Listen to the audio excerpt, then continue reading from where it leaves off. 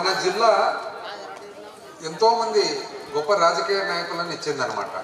వారిలో అత్యంత గొప్ప గుణము, పద్ధతైన గుణము, చాలా సిస్టమేటిక్గా ఉండే ఎర్రబోతు వెంకటరెడ్డి గారి కుమారుడు, స్థానిక మీట్ కార్పొరేషన్ చైర్మన్ శ్రీరాములు గారు, జెడ్పీటీసీ సభ్యులు రాజ్ కుమార్ గారు, ఎంపీపీ రాజశేఖర రెడ్డి గారు, అదేవిధంగా మన single window chairman Tirumala Reddy గారు, అదేవిధంగా మాజీ మార్కెట్ యార్డ్ చైర్మన్ రామచంద్రుడు గారు, స్థానిక పెద్దలు, అదేవిధంగా వేదిక మీద ఉన్న ప్రజాప్రతినిధులందరి పేరు పేరున, స్థానిక పెద్దలు సుధాకర్ రెడ్డి గారు, హనుమన్న గారు,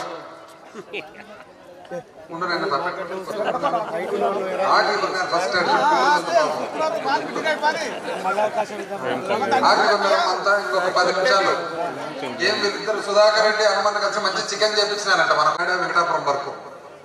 పాదయాత్రలో ఏమి కొత్త డబుల్ రోడ్ ఏదైతే ఉందో డబుల్ రోడ్ అంతా చూసుకుంటూ మధ్యలో మీరు డోర్ పోయేటప్పుడు రైట్ సైడ్ చూసింటారు కదమ్మా, ఒక బిల్డింగ్ కడుతుంటారు. అదేం తెలిసిన ఆహ్లాదకరంగా ఉండేదానికి మన డోన్ ప్రజలందరికీ కూడా బోట్లు పెట్టి రేపొద్దున మొత్తము భార్య పిల్లలతో పాటు అందరూ హాయిగా సిటీలలో నగరాల్లో పెద్ద పెద్ద నగరాలు ఉంటాయి చూడండి పార్కులు, ఆ టైపు మనకి ఏదైనా టిఫిన్ కానీ భోజనం కానీ మంచి చెడ్డ అన్నీ ఉండేటట్లు అదంతా ఏర్పాటు చేస్తున్నాం. అది చూసుకొని ఆడ నుంచి మళ్ళా వెంకటాపురం చెరువు కాడికి వచ్చి చెరువు పనులు ఇంకా మిగిలిపోయిన పనులు ఎన్ని ఉన్నాయని చూసుకొని నీళ్ళు ఏ మేరకు వస్తున్నాయని చూసుకొని వచ్చేటప్పటికి కొద్దిగా లేట్ అయింది. మధ్యలో వెంకటాపురం వాళ్ళు మన వాళ్ళు కొద్దిగా మంచి పెద్ద గజమాల పెట్టిండ్రి, ఆడ కొంచెంసేపు పట్టారు, అంతేనా, కొద్దిగా లేట్ అయిందమ్మా, క్షమించండి. ఏది ఏమైనా రోడ్డు కానీ ఎట్లుందమ్మా, రోడ్ ఎట్లుంది ఇప్పుడు డోమ్ పోవాలంటే ఎంతసేపట్లో పోతున్నారు డోమ్ కావు, ఎంతసేపు 10 నిమిషాలే మొత్తం మరీ ఫాస్ట్గా పోయారు. మళ్ళీ ఫాస్ట్ పోతాం, స్లో పోతాం. మీరు ఎక్కువ ఫాస్ట్ పోతే మళ్ళీ స్పీడ్ బ్రేకర్లు పెట్టాల్సి వస్తుంది. ఎట్లా సాధిస్తాం? సాధించినావు కాదు, హనుమన్న ఎంత బాగా పాడే పాట. మామూలుగా ఎప్పుడైనా కానీ మ్యూజిక్ ఒకరిస్తారు, పాట ఒకరు పాడతారు. మ్యూజిక్ పాట రెండు హనుమన్ననే ఇచ్చాడు, అంతేగా. కీరవాణి మ్యూజిక్ ఇస్తే పాడేదైనా బాలసుబ్రహ్మణ్యం ఉంటాడు, నువ్వే బాలసుబ్రహ్మణ్యము, నువ్వే కీరవాణి, మొత్తం నువ్వే. ఎట్లా సాధించుకుంటే తెలిసిన ఇవన్నీ హనుమన్న ఏమంటాడు, మనం సాధించామని కాదు, భగవంతుడు దీవించింటాడు మనందరికీ. అయితే ముఖ్యంగా ఈ విజయం ఎవరు తెలిసిన, ఎవరు సాధించింది? మీరు సాధించేది. ఎట్లా తెలిసిన 2014లో కొత్త పార్టీ మనది. జగన్మోహన్ రెడ్డి గారు పాపం చిన్న వయసులో ఎన్నో ఇబ్బందులు ఎదుర్కొని ముందుకు వచ్చి స్థాపించిన పార్టీ. ఆ రోజు మేమంతా యువకులము. ఇప్పుడే హనుమన్న చెప్పా కదా, ఈయన ఉంటాడా ఈడ అసలు డోన్లో అనుకున్నాయంట, ఆయన ఇల్లు కూడా కట్ట స్వామి. అయితే అంటే మిగతా వాళ్ళంతా పెద్ద పెద్ద ఇల్లు కట్టలే, చిన్నవి కట్టుకున్నాం మనం. అయితే మీరు 2014లో మేమంతా యువకులమైనా కూడా మా మీద ఎంతో మీరు ప్రేమ చూపించి నమ్మకంతో మమ్మల్ని గెలిపించినారు.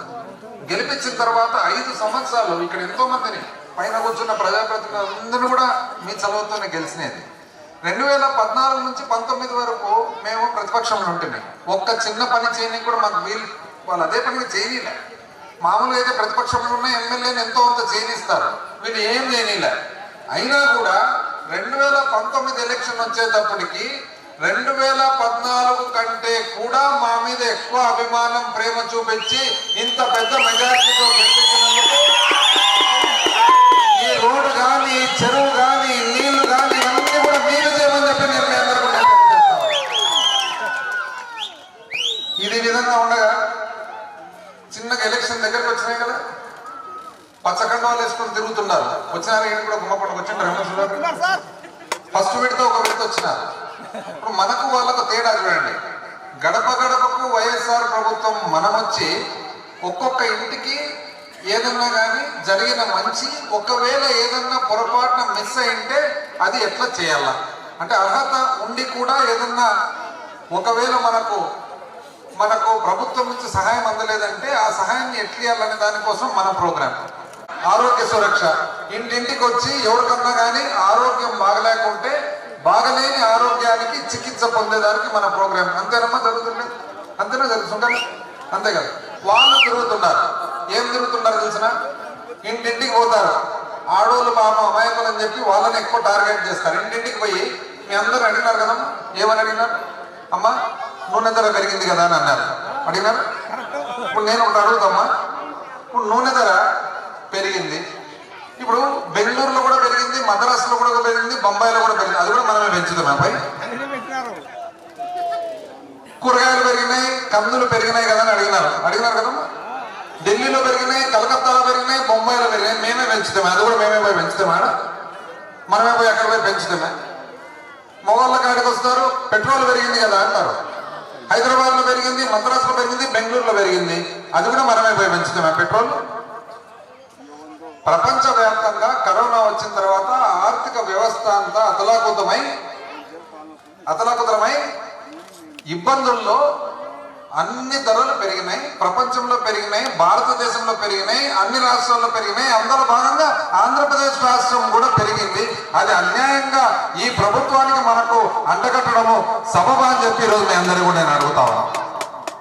ఎంత అన్యాయంగా. మళ్ళీ ఇప్పుడు రెండో విడత అది అయిపోకున్నారు. అదేమి వాళ్ళు ఇంటింటికి పోవడము, ఏదో అది పెరిగింది ఇది పెరిగింది దానికేదో మనం బాధ్యత అన్నట్లు మీ అందరి దగ్గర మా మీద, ప్రభుత్వం మీద ఏదో బురద జల్లే కార్యక్రమం. ఇది వాస్తవం. మీరు ఒక్కసారి ఆలోచన చేయాలా. కరెక్టే కదా. మనకు పెరిగింది. బొంబాయిలో ఎందుకు పెరిగింది? ఢిల్లీలో ఎందుకు పెరిగింది? బెంగళూరులో ఎందుకు పెరిగింది? తప్పెట్లు ఉండు నాయన ప్లీజ్. ఇప్పుడు ఎవరితో కొట్లాడే పరిస్థితుల్లో లేవు. ప్లీజ్ నాయన అంటున్నాం అనమాట. రెండు, ఇప్పుడు కొత్తగా మళ్ళీ మొదలు పెట్టినారు. ఏం తెలిసినా కొత్తగా మొదలుపెట్టిన ప్రోగ్రామ్ ఏమంటే ఇది బాబు షూరిటీ భవిష్యత్తు గ్యారంటీనా? ఏమే ప్రోగ్రామ్ శుక్లమ్మ? ఏం ప్రోగ్రామ్ పేరు? కొత్త ప్రోగ్రామ్ వచ్చినారా ఇంటికి? బాబు షూరిటీ అంట, మన భవిష్యత్తు గ్యారంటీ అంట. అంతే కదా. బాబు షూరిటీ అంట, మన భవిష్యత్తు గ్యారంటీ అంట.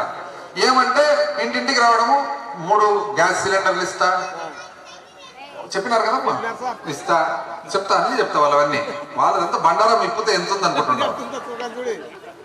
దాని తర్వాత ఇంకోటి ఏం చెప్తారంటే, వచ్చి ఇంట్లో ఒక్కరొక్కరికి మహిళలకు నెలకింత డబ్బులు మనతోనే రాపిస్తారు. ఇంటి కొట్టి నీకు సంవత్సరానికి ఇంత వస్తుంది అని రాపిస్తున్నారు కదా. ఆ తర్వాత బస్సు చెప్పినారు వాళ్ళు, బస్సు ఫ్రీ. నేను ఒకటి అడుగుతామా, ఎవరన్నా రావచ్చు, మనకి ఎన్నన్నా చెప్పొచ్చు. ఇంకోరు వస్తారు రేపొద్దున నేను ఆకాశాన్ని తెచ్చిస్తా అంటాడు, వాడు చుక్కలు తెచ్చిస్తా అంటాడు. అయితే ఎవరైతే చెప్తున్నారో మనకు ఆకాశాన్ని తెచ్చిస్తా, చుక్కలు తెచ్చిస్తా, గ్యాస్ సిలిండర్లు తెచ్చిస్తా, బస్సు పాసులు ఇస్తా, నెల డబ్బులు ఇస్తారనే వాళ్ళు చెప్పిన మాట ఎంత మటుకు నిజమని ఒక్కసారి మనం గమనించుకోవాలి. ఇప్పుడు ఈయన కొత్త కాదు కదా. చంద్రబాబు నాయుడు 30 ఏళ్ళు దాటినాడు కదా రాజకీయంలో. 2014లో ఆయన మనందరి దగ్గరకు వచ్చి మొత్తము మా పొదుపు మహిళల అప్పు అంతా మాఫీ చేస్తానన్నాడు. చేసినాడమ్మా? చేసినాడు? ఒక్కరికన్నా ఈ రాష్ట్రంలో ఒక్కరికన్నా చేయకపోగా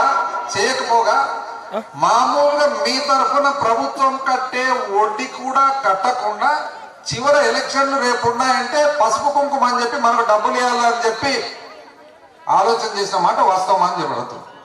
ఈయన నమ్మదగిన వ్యక్తేనమ్మా? మరి 5 సంవత్సరాలు ఏం చేయకుండా, ఇచ్చిన మాట నెరవేర్చకుండా, రైతుల దగ్గర పోయి ఏమని చెప్పా, మొత్తం రుణమాఫీ అని చేసిన, మొత్తం రుణమాఫీ.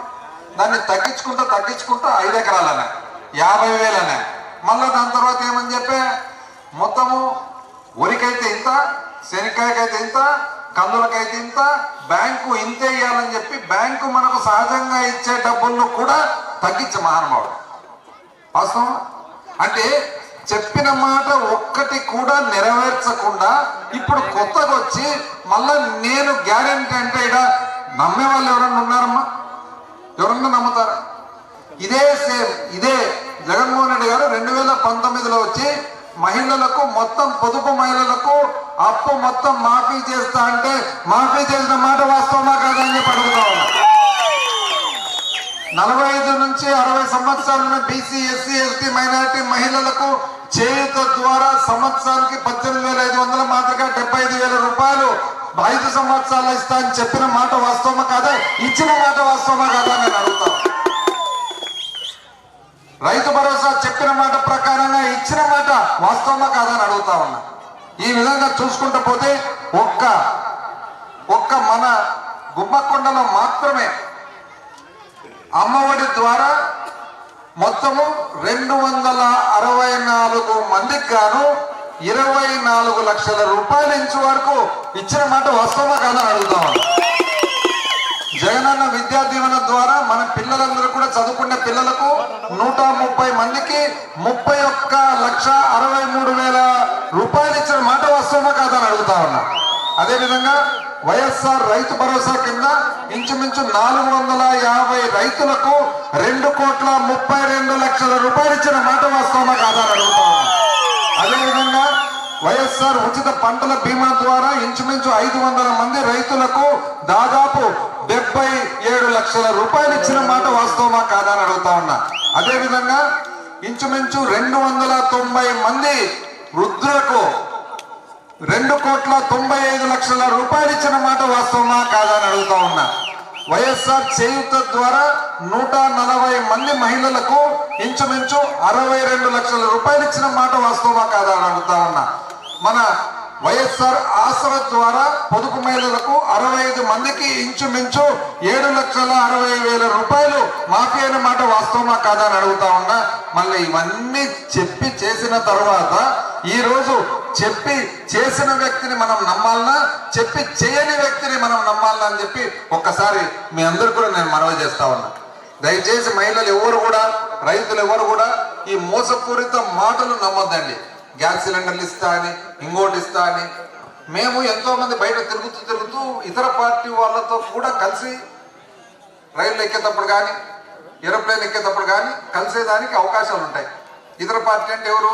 ఎమ్మెల్యేలు ఉండొచ్చు, మాజీ ఎమ్మెల్యేలు ఉండొచ్చు, ఎంపీలు ఉండొచ్చు. అందులో భాగంగా తెలుగుదేశం వాళ్ళు కూడా కలుస్తుంటారనమాట. రైలు ఎక్కేటప్పుడు కానీ, ప్లేన్ ఎక్కేటప్పుడు కానీ. నేను ఒకరోజు అడిగిన, అయ్యా నాయన 2019లో మేము ఇది చేస్తానంటే మీరు చంద్రబాబు వచ్చి మీతో కాదు మీరు చేయలేరనంటారు. 2020కి వచ్చేటప్పటికి ఇంక అయిపోయి కూలిపోయినారంటారు. 2021కి ఎత్తిపోయినారంటే మేము ఎక్కడికి ఎత్తిపోలే, కూలిపోలే. 5 ఏళ్ళు పాలన చేస్తే 5 ఏళ్ళు చెప్పిన ప్రకారంగా ఇస్తున్నాము, మేము చెప్పినవి చేయలేమని చెప్తారు కదా, మీరు మాత్రం ఎట్లా చెప్తున్నారంటే వాళ్ళు చెప్పిన సమాధానం ఏమి తెలుసునా? అయ్యా అన్న, జగన్మోహన్ రెడ్డి చెప్పిన మాట చేస్తాడు, మా అయ్యప్ప చేయడు కదా, అందుకని మేము ఊరికే చెప్పుకుంటుంటాము. అంటే వాళ్ళ ఎమ్మెల్యేలకు, వాళ్ళ ఎంపీలకు, వాళ్ళ నాయకుని మీద ఉన్న నమ్మకం ఇదని చెప్పి మీ అందరూ కూడా నేను తెలియజేస్తాను. ఈరోజు శాశ్వత అభివృద్ధి కార్యక్రమాలు మన నియోజకవర్గాలు శాశ్వత అభివృద్ధి కార్యక్రమాలు చూసుకున్నట్లయితే ఒక్క వెంకటాపురం వచ్చేదానికి, గుమ్మకొండకు వచ్చేదానికి ఏ విధంగా మనం రోడ్డు చేసుకోగలిగినాం? ఇంచుమించు 20 కోట్లు. ఈరోజు బోర్డులు చూస్తే అనువన్న బోర్డులు ఎట్లున్నాయి? అసలు ఏ ఢిల్లీలో, కలకత్తాలో ఉన్నట్లు పెద్ద పెద్ద బోర్డులు పెట్టి ఎంత బ్రహ్మాండంగా రోడ్డు ఏ విధంగా చేసుకున్నాం? మన ప్రభుత్వం కాబట్టి చేసుకోగలిగాం. అదేవిధంగా మనకు చెరువుకు నీళ్లు శాశ్వతంగా ఇచ్చేది కాక ఇప్పుడే పాపిరెడ్డి గారు చెప్పినట్లు ఆయకట్టు ఎంత పెంచినాం? 1000 ఎకరాలకు ఆయకట్టు పెంచినాం. ఆయకట్టు పెంచిన దానివల్ల ఇంచుమించు ఏ 10 గ్రామాలకు సంబంధించిన రైతుల పొలాలు ఎవరైతే ఉన్నాయో వాళ్ళందరికీ కూడా నీటి వసతి ఏర్పాటైంది. అదేవిధంగా ఏదైనా కానీ మనకు ఒక అవసరం వచ్చినప్పుడు ఇంతకుముందు కర్నూలుకు పరిగెత్తుకుంటూ పోయే పరిస్థితి నుంచి ఈరోజు బుద్ధి రోడ్డు డోన్లో చూసినారమ్మా, పోయినారా ఎవరన్నా? ఆ పక్క నుంచి అంటే మన వెంకటాపురం, గుమ్మకొండలో మీరు డైరెక్ట్ పోతారు కదా లోపలికి, ఆ పక్క పోయినారా? బుద్ధి సైడ్కి ఎప్పుడన్నా పోయినా? సుక్కర్లు ఎప్పుడన్నా అంతా పోయినారా? ఓ బ్రహ్మాండమైన భవనం కడుతున్నారు, చూసినారు? అదేందో అది 100 పడకల ఆసుపత్రి. అది ఎట్లుంది? ఏ ఇంద్రుని రాజభవనం ఉన్నట్లుంది, అవునా కాదా? నువ్వు పిలుచుకుపోయినా లేదా మీ ఊరల్లో అందరూ? అది ఏమది? 100 పడకల ఆసుపత్రి.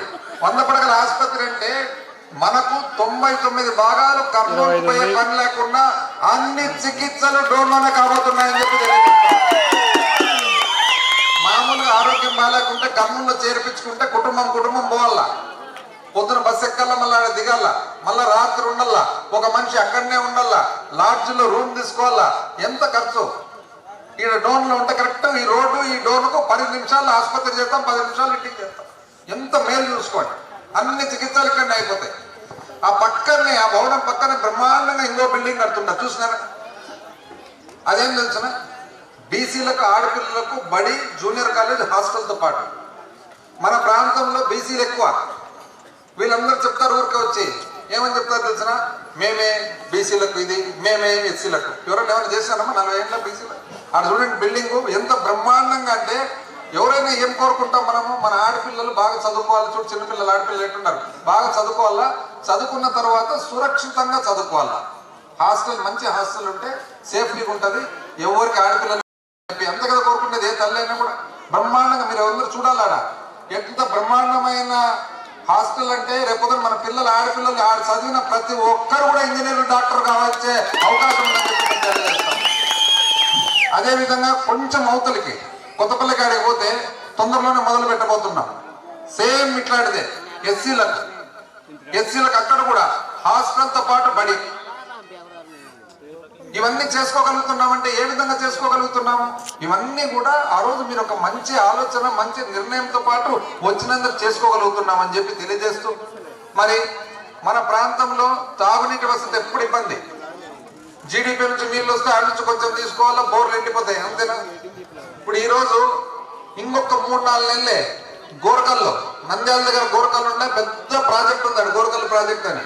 ఆ గోరకల్లు ప్రాజెక్టు కాడ అక్కడ నుంచి 350 కోట్లతో నీళ్లు ఇక్కడికి తెస్తా ఉన్నామని చెప్పి తెలియజేస్తాం. అన్ని బాగా జరిగితే ఈ నెలాఖరికి, డిసెంబర్ ఆఖరికి బేతంచెర్లకు వచ్చేస్తాయి నీళ్లు. జనవరి, ఫిబ్రవరికి ఇంచుమించు డోన్ ఈ ప్రాంతానికి ఆపక కొచ్చేరు వరకు, ఇంకొక 2-3 నెలలకు మార్చి, ఏప్రిల్కి అంతా ఎక్కడి వరకు, ఇటువైపు గుమ్మకొండ, అటువైపు ఇంద్రాంపల్లె, అటువైపు కొత్తగూర్సు, అటువైపు పోదొడ్డి, అటువైపు కౌలుపల్లె వరకు కూడా ఎటువంటి నీళ్లు, ఈ నీళ్ల కంటే కూడా మంచి నీళ్ళు ఇవ్వబోతా ఉన్నామని చెప్పి మేము తెలియజేస్తాం. ఎట్లా జరిగిందమ్మా ఇవన్నీ? ఏ విధంగా చేసుకున్నాం ఈ పనులన్నీ? ఇన్ని పనులు చేసుకుంటుంటే ఎదురు ఒక ఆయన ఉన్నాడు, అభ్యర్థి అని చెప్పుకొని తిరుగుతున్నాడు. వాళ్ళ పార్టీలో నువ్వు కాదు నేను అభ్యర్థి, నువ్వు ఎట్లయితావు అని చెప్పి వాళ్ళు అంటున్నారు. నేనే అభ్యర్థి అని ఈయన అంటాడు. వాళ్ళ పార్టీలోనే నువ్వు ఫస్ట్ వార్డు మెంబర్ గెలిచవా, తర్వాత చూద్దామని వాళ్ళు అంటారు. వాళ్ళే అంటే ఇంతకుముందు రాజకీయం మీద భలే ప్రత్యేకంగా జరిగింది. ఇంతకుముందు మన శ్రీరాములు చెప్పినట్లు, ఇప్పుడు మనము ప్రజల మన్నన పొందాలా, ప్రజల ప్రేమ పొందాలా, అభిమానం పొందాలంటే ఎన్నో కార్యక్రమాలు చేయాలా. ఇప్పుడు ఒక చెరువు కట్టాలంటే కొన్ని సంవత్సరాల పాటు కష్టపడాలా, సంవత్సరాల పాటు పని చేపియాలా, సంవత్సరాల పాటు బిల్లులు చేపియాలా, ఎన్నో పనులు ఉంటాయి. ఒక రోడ్ వేపియాలంటే కొన్ని సంవత్సరాల పాటు తిప్పలు పడాలా. ఒక తాగే నీళ్లు రావాలంటే కొన్ని సంవత్సరాల పాటు 60 కిలోమీటర్ల నుంచి వస్తున్నాయి మనకు నీళ్లు. ఒక శుభ్రపరిచేదానికి బేతంచెర్ల దగ్గర 8 ఎకరాలలో ట్యాంకులు, 8 ఎకరాలలో. ఇవన్నీ చాలా కష్టంతో కూడినది. ఇంతకుముందు ఉన్నారు చూడరా నాయకులు, వాళ్ళు ఏం చేసినారు, ఇంత కష్టం ఎందుకు, ప్రతి ఊర్లో వాళ్ళు సింపుల్ కనుక్కున్నారు. ప్రజల మన్నన, సుంకన్న మన్నన పొందాలా, మన లక్ష్మీనారాయణ మన్నన పొందాలి. ఎట్లంటే ఊర్లో కొట్లాట పెట్టాలి. ఊర్లో కొట్లాట పెడితే కొట్టుకుంటారు, చంపుకుంటారు, ఒక సగం ఇంట్లో మన సైడ్ వస్తారు కదా అని చెప్పి. అంతేనే జరిగింది. ఇంటికాడ కూర్చోవాలి, గేట్ కాడ కూర్చోవాలి. బయట మధ్యాహ్నం అయితేనే అన్నం పెడతారు, సాంబారు పోస్తారు, తిని ఆయన పడి అంటారు. ఆ అన్నం కూడా ఎవరు తెలిసిన మళ్ళీ డీలర్ల నుంచి ఉచిత బియ్యం. అంతేనా జరిగింది. ఇవన్నీ వాస్తవాలు కాదు. చూడండి, భాస్కర్ అంటే పెద్ద మంచి నిజమే కదా, డీలర్ నవ్వద్దు, కరెక్టా కాదు చెప్పు. ఇదే పని, డీలర్ల నుంచి బియ్యం తేవాలా, ఇంకా ఎవరో కంపెనీలు ఇస్తారు, అంత నీళ్ళ సాంబార్ పోయాలా, కొట్లాట పెట్టాలా, మన ఇంటికాడ పడిండి అని చెప్పి పడిండాలి మనం కట్టెలు పెట్టుకోవాలి. ఇది వాళ్ళు చేసిన పాలన.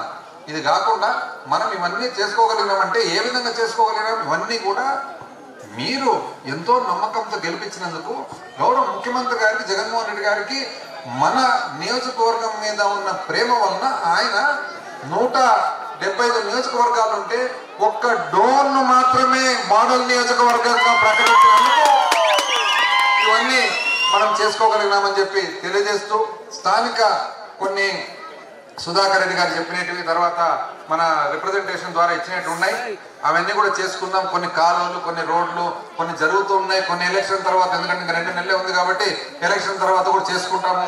ఇంతవరకు కొన్ని పనులు కూడా చేసుకోవడం జరిగింది. దాదాపు మన మట్టి రోడ్లు 45 లక్షలతో కొన్ని ముఖ్యమైన మట్టి రోడ్లు చేసుకోవడం జరిగింది. లోపల 10 లక్షలతో సీసీ రోడ్లు, 30 లక్షలతో సీసీ రోడ్లు, బిల్డింగ్లు, ఇవన్నీ కూడా చేసుకోవడం జరిగింది.